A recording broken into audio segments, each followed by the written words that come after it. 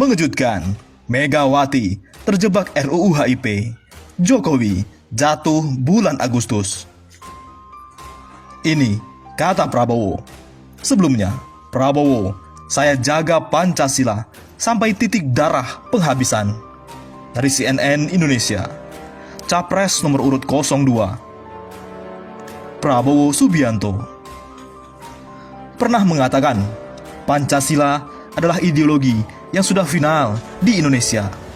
Prabowo menegaskan bakal mengerahkan semua kekuatan pada dirinya untuk akan menghadapi pihak yang berupaya menghilangkan Pancasila. Prabowo menyampaikan hal itu saat mengutarakan visi dan misi dalam debat Capres keempat di Hotel Shangri-La Jakarta, Sabtu 30 Maret.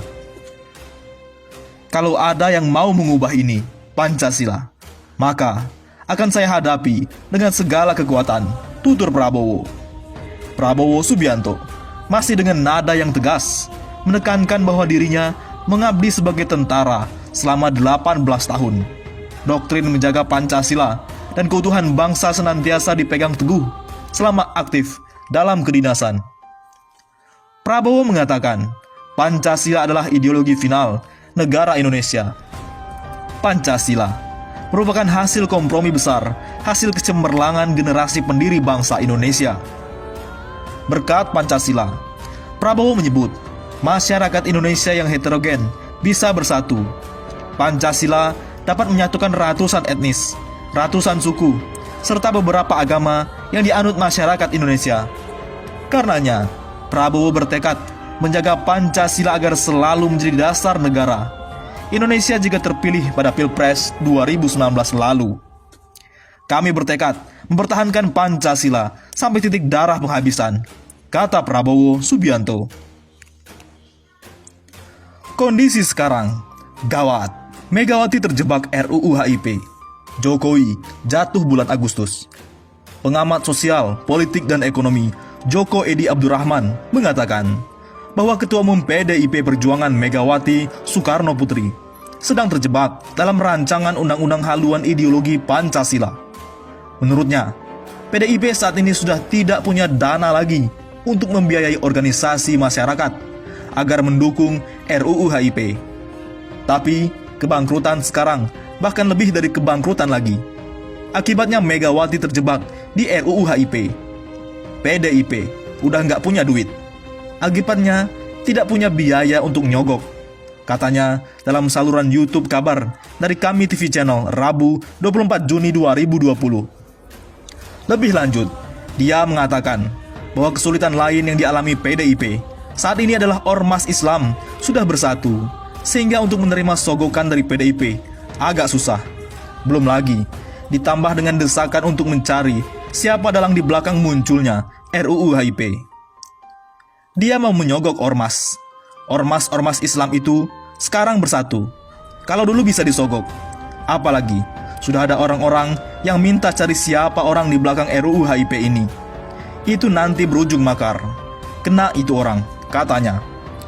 Selain melihat kondisi PDIP, mantan anggota DPR RI ini juga mengatakan bahwa pemerintahan Jokowi akan segera berakhir pada Agustus 2020. Sebab menurutnya, kondisi Indonesia saat ini sudah tidak memungkinkan lagi untuk bertahan. Jatuhnya, kalau tidak kuartal kedua, Q2 itu, sekitar bulan 8, Jokowi jatuh karena Jokowi tidak ada duit lagi. Memang Sri Mulyani bilang, kuartal kedua ekonomi membaik. Tapi, dari mana itu? Sekarang bank mau collab semua, katanya. Dia mengatakan, satu hal yang dilakukan oleh Jokowi saat ini adalah menjaga agar orang-orang tidak kelaparan. Namun kata dia, hal itu hanya bertahan 1 bulan. Dalam keadaan bangkrut, mereka masih mencoba bermain dramaturgi, seolah-olah tidak ada apa-apa. Jokowi sekarang sedang menjaga supaya tidak ada orang kelaparan. Tapi bulan ini masihlah. Tapi 2 bulan lagi, semua orang akan kelaparan. Duitnya habis. Kalau habis, maka mulai menjarah.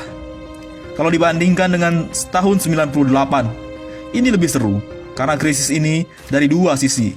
Demand dan supply sudah bangkrut semua, tutupnya. Oleh karena itu, masa aksi, Ketua DPR tidak berani menemui perwakilan Ormas anti PKI. Jakarta, masa pengunjuk rasa yang tergabung dalam kelompok Aliansi Nasional Anti Komunis melakukan aksi penolakan RUU haluan ideologi Pancasila di Gedung Rakyat DPR MPR Rabu 24 Juni 2020.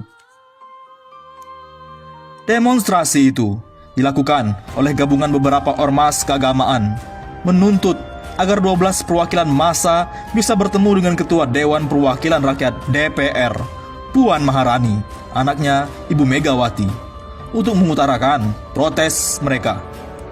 Namun, keinginan mereka bertemu Ketua DPR tak terpenuhi.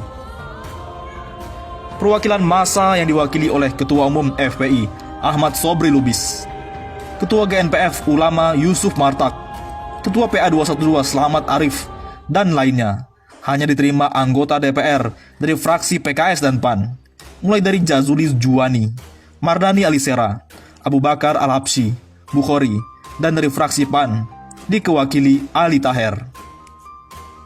Kenapa hanya PKS dan PAN yang rela bertemu? Datang ke tempat ini semua, menyampaikan aspirasi masyarakat yang sudah melalui beberapa tahapan, tapi tampaknya masih belum mendapat respon positif dari DPR. Jadi saya sepakat tidak akan membacakan.